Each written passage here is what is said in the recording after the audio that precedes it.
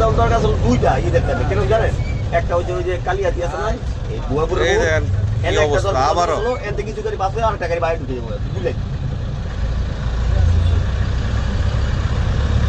তো অনেক বড় লাইন মনে হইতাছে ভাই আর আসলো সকালে এর মধ্যে পাবে না মল্লিক পাম্প না অনেক বিশাল বড় লাইন ভাই কেন এদের কোনো কাজ হয়নি আধার করে